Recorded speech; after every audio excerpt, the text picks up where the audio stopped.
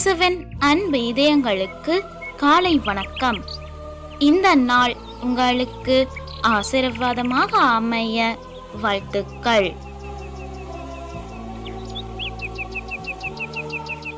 இப்புதிய நாளுக்கான ஆசீர்வாத இறைவசனம் எசாயா அதிகாரம் 40 இறை வார்த்தை 29.